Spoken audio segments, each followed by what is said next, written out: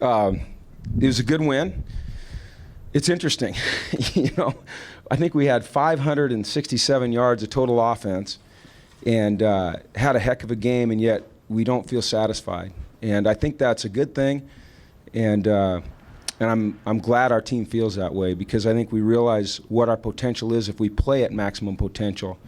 And tonight we had too many penalties offensively, and we turned the ball over too many times. But on the flip side, our defense was outstanding. I mean, really, really outstanding.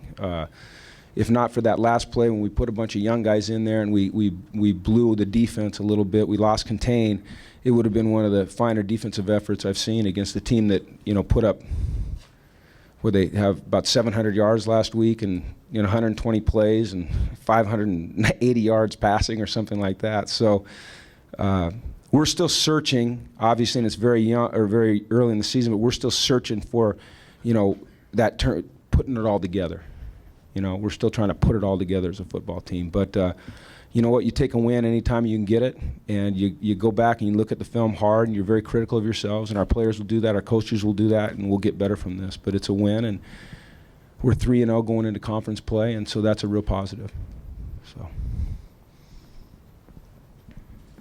Jim, can you just talk about what that says about your standards now that you're not satisfied with a 37-6 win? Well, I think it says we're raising them, and every week we're going to try to raise them higher. And, I don't think you should ever be satisfied until the end when you're a champion. And until we're the champion, we won't be satisfied. So, and I think our players feel like that. They're happy that they won, but I don't believe that they're satisfied with the overall performance of our team. And I think that's a really good thing. We can't let it drag us down. We can't feel bad about it, but we have to realize that we've got a lot of work to do. Coach, last year the Houston passing game picked UCLA apart up the seams. It seemed like you guys defended that pretty well today. Talk about the defensive game plan a little bit against Houston. Yeah, okay, John. We have been playing quite a bit of zone, and tonight we played a lot more man-to-man than we've played all year. We went into the game thinking that we'd start off playing some man and then shift into some zone, but we were covering them up well.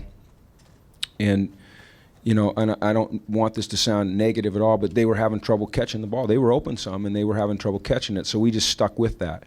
And we took away some things. We made some things on the ball. We didn't play 100% zone, but we played man, but we played a lot more man than we have been playing, and I think that helped us with a lot of the seam stuff.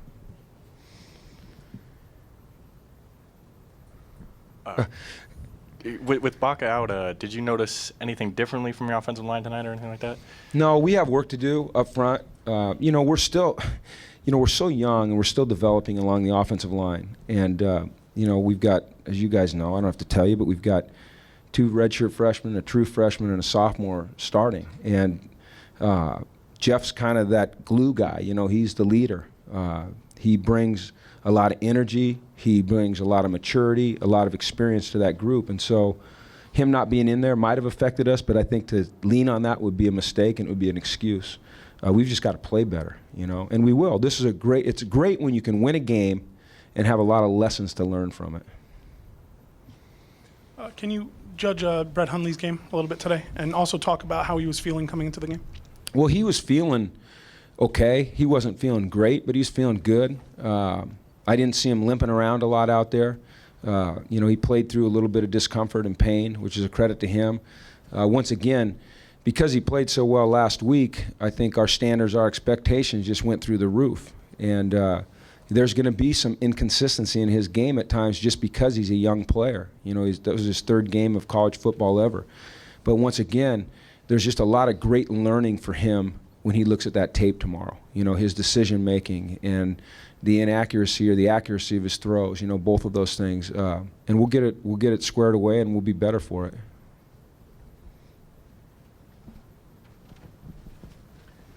Penalties seemed like they were still kind of an issue tonight. How do you get that cleared up this week or over the next couple weeks? I track all the penalties in the game, and a lot of them came late. We only had 2 on defense, and then we had some holding penalties. We had 1, 2, 3, 4, 5 offensive holding penalties. And I think a lot of those are functions of technique, not moving your feet, maybe being a little too anxious on some of their stunts. things like that. And so I think those are technique things that we can get squared away. Defensively, we only had 2. We had the personal foul, and then we had an offsides when they drew us off. And I'm satisfied with that. But I think we can get those holding calls squared away. We had a false start. We had an illegal formation early. We'll get those things squared away. Those are just, to me, those are concentration errors that that will get fixed. Coach, you guys maintained a 41-14 to 18-46 advantage in time of possession. I don't even know what you said. 42 minutes to 18 minutes in time of possession. Is that a credit to what you guys did it all offensively, or was that more just because Houston's such a passing game? Well, I think probably both, John. I mean, they run plays at a pretty rapid pace, and but I also think when you, like I said, we had 567 yards of total offense tonight, and yet we're not satisfied. That's pretty darn good, And then our defense did a good job getting them off the field. I mean, we played outstanding defense tonight, except for one play. We played, like I said, as good as I've seen a team play defense. We got after the passer. We covered well. We tackled well. We stopped and run. We did a lot of good things defensively. I think we had 6 takeaways, so that's pretty good. What was Houston able to do to kind of limit the running game today? Our running game, they were pressuring us more. They were filling gaps. They were attacking. Sometimes when you do that defensively, you're going to make some big plays, and then you're going to give up some big plays. I don't know what we rushed for. I think Jonathan was over 100 again, but so, once again, you're talking about our standards. We had a running back run for over 100 yards, and we're talking about the running game not being as good as it's been. That's ironic to me. So, but you're right, it's going to be better. But they were penetrating, they were attacking, they were blitzing a little bit more. Coach, you mentioned that you guys had 6 turnovers in the game, particularly the first one. It came within 12 seconds of the start. What was that like for your team to just get that immediately? Oh, big. Just starting fast. That's 3 weeks in a row now we scored on defense. So that's a trend we'd like to see continue. That helps you win football games. Jim, 2 weeks in a row now, you had number 97 there playing tight end for you. Can you just talk about the decision to use him? Do you know who that was? Yeah. I know you do. Yeah. Dayton? Yeah, well, we've got a package where we put Dayton in at tight end, and we put Keenan Graham in at one fullback, and we put Cassius in at the other fullback. And it's primarily a short yardage and goal line package. We'll run the ball out of it. We'll throw some play action out of it. And, it's just our coaches utilizing the talent that our players have, getting guys in position to make plays. That was a nice catch by Dayton. It was not an uncontested catch. I mean, I think the guy flashed the ball, and he had to catch it, and it was nice. Coach, last week in here you were able to tell us that Sheldon was going to come back and play tonight. Can you tell us that Jeff Baca is going to play next Saturday? I can't comment on that yet. I don't know, but I would hope that he'd be able to. And if he can come back and play like Sheldon played, we'd be pretty happy with that. Yeah. To get that game out of Kaimi Fairbairn, after some of the struggles he's had, I think he went 3 for 3 on field goals and 4 for 4 on PATs. What kind of confidence does that give him and also give you in him? I think, I've had confidence in him. I like the kid. I think he's just got the right personality for a kicker. Even when he was missing, it didn't seem to bother him. I don't think, you can ask his teammates, but there he is. I don't think that anybody lost any confidence in him at all. I think he's going to be an outstanding player, and you could see his confidence grow. You can ask him when he comes up here, but I saw it grow. I never lost any confidence in him. I felt good putting him out there any time. Ishmael Adams didn't look like he was suited up. What's his status?